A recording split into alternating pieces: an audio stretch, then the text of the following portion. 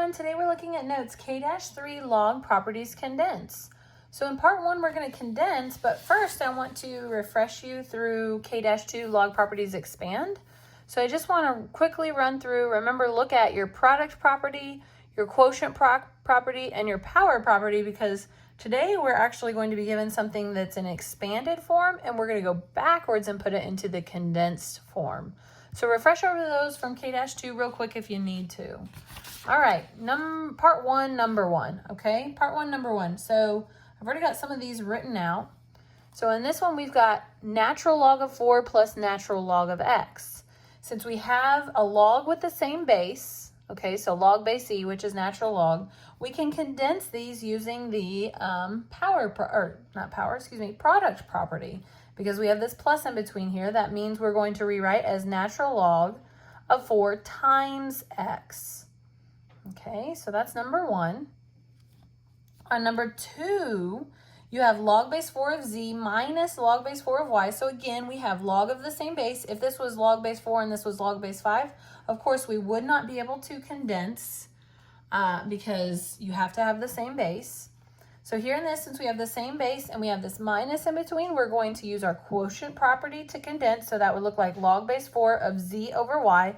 The parentheses aren't really necessary. They're preferred, but they're not 100% necessary. You could do without. But you'll notice when you plug into a calculator with log that the calculator will automatically put the parentheses. So this, instead of looking like this in the calculator, would look like ln of, and then it had parentheses around the 4x, just so you know. Okay. All right, on number 3. On number 3, let's talk about this one. So remember I talked about this before with you. This plus 3 here, this isn't like a plus 3 separating 2 separate logs. So we're not using the product property here. This x plus 3 is joined and it's inside the log base 2, so you don't split that up.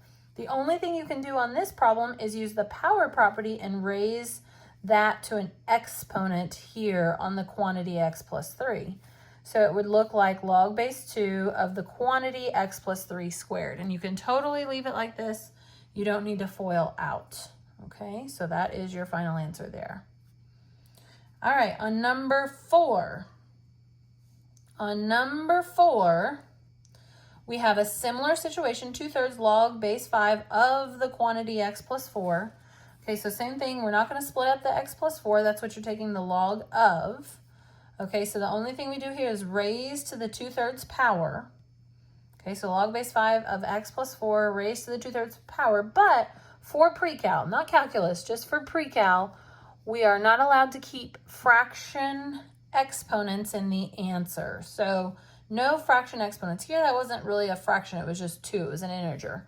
Okay, so for pre-cal, no fraction exponents in the answer. Now, when you get to calculus, based on the problem and what the situation is and what they're asking you to do, you might want a fraction for an exponent answer, or you might want a radical. So it just depends. So in calculus, you're going to have to figure that out based on the problem, but in pre-cal, no fraction exponents in the answer. Okay, so that means you're going to convert to that radical form, and remember, top dog goes in the house, bottom dog stays outside. So that's cube root of the quantity x plus 4 squared. So log base 5 of that. Okay, and that's your answer there. So we're going to leave it as a radical. And here you can leave it like that. We've got cube root, so we don't have enough x plus 4s to come out, because remember we need sets of 3 to come out, and you don't need to FOIL. So please just leave it alone. You're good to go. All right, on number 5. On number 5, similar situation where you've got this 9/2 times the log of the quantity x minus 1. So you bring that 9/2 up as an exponent. Okay, so bring it up as an exponent, and then I'll work with you from here. So, and then we're going to convert, because remember, no fraction exponents in the answer for pre-cal. So we're going to rewrite this as, and it's going to be kind of squished, but log of, and then this is going to be square root of the quantity x minus 1 to the 9th. Okay, and here in this case, we can simplify because this is square root. So that's an implied 2 there. Okay, so square root means you take out sets of 2. So how many sets of 2 would we have of the x minus 1? So what I mean is, remember, for example, this might help you to see it this way.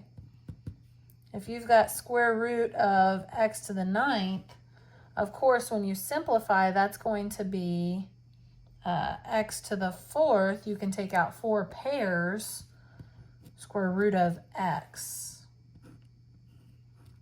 Okay, because that's x times x times x 9 times. So same thing, this is x minus 1 times x minus 1 9 times. So we can pair up how many sets?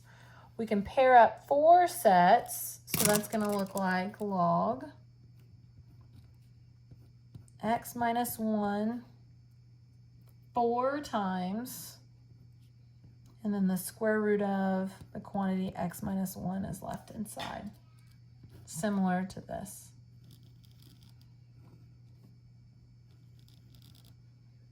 Okay, so we have cleaned that up. And just be careful here. I mean, mine's kind of cutting it a little close. Be careful that that 4 definitely looks like the exponent and not the index, okay? So make sure it's not any closer than what mine is. Like I said, mine's kind of cutting it close to where if this was scooted closer, I would think that that was an index of 4 and not an exponent of 4. So just be really, really careful there.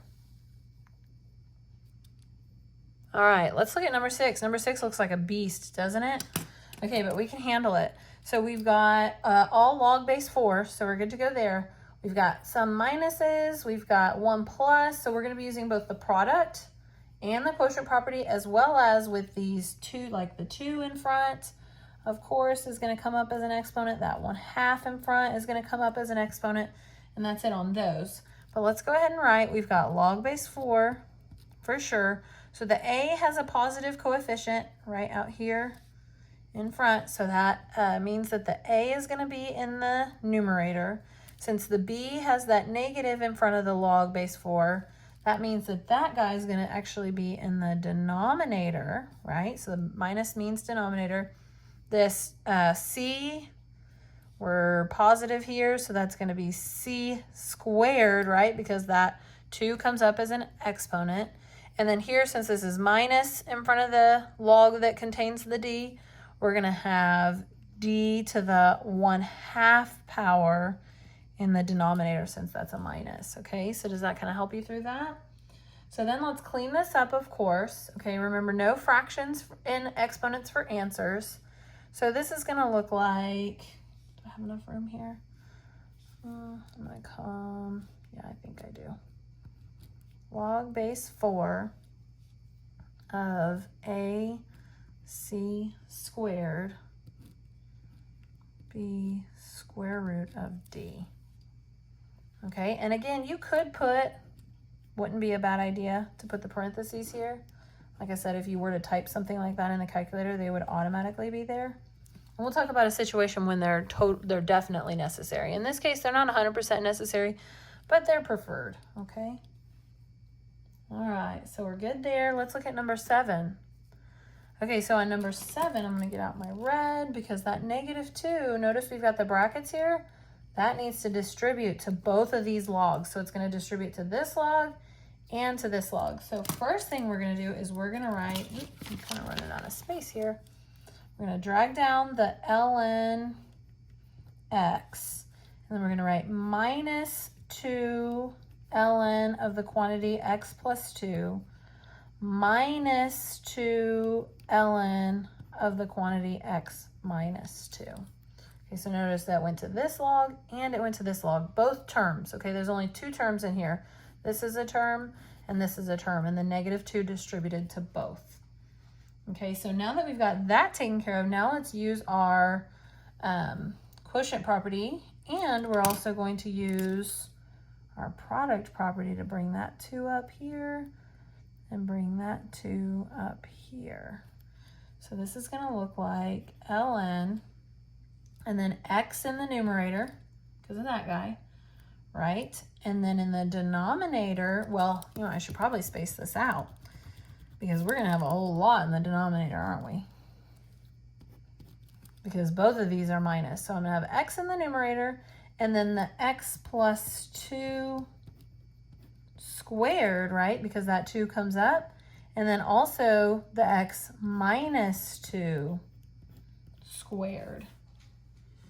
Okay, so this could be your final answer. And again, you don't need parentheses around this. Again, preferred but not required here. But this is what I really want you to see here. So let's come off to the side over here like we did. Remember, x plus 2 times x minus 2. Remember that that's x squared minus 4. Agreed? Remember that? So if you've got x plus 2 squared, x minus 2 squared, you can rewrite this as ln of x over x squared minus 4 squared. And that is pretty cool, isn't it? Because you've got 2 of the x plus 2's and x minus 2's. So let's write our final answer like that. Clean it up as much as possible. Okay, are you all ready to move on? Let's move on to number 8. Hopefully I'm not going too fast for you. All right, so again, another situation where we need to distribute the 1/3 to each of the terms. So in here we have 1 term, 2 term, 3 terms. So we've got to distribute to this term, to this term, and to this term. So to every one of the ln's, every one of the natural logs. So this is going to look like 2/3. 1/3 times 2 is 2/3. 2/3 ln of the quantity x plus 3 plus 1/3 ln x minus 1/3 ln of x squared minus 1.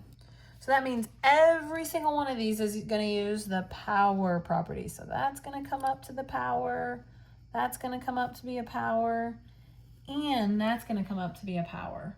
Okay, so you're going to have ln of, and then I'm looking around to see if we have any minuses. We do, so we definitely are going to want that fraction. So in the numerator, we're going to have the x plus 3 raised to the 2/3 times, remember that's our product property when we have the plus in between here, so times x raised to the 1/3, and then of course since this is our minus, that means the x squared minus 1 is in the denominator, raised to the 1/3 power. Okay, hopefully you can see that, it's not too tiny. Okay, so then we're going to clean up a bit, so ln of, and this is going to look like, well, all of this is under 3, right? So we can go ahead and make this a cube root, because remember we can't have fractions for answers. So we're going to make this a cube root because they all have 3 in the denominator. So cube root of, make sure you extend it enough to fit everything. And you're going to have x plus, you know what, I want the x in front.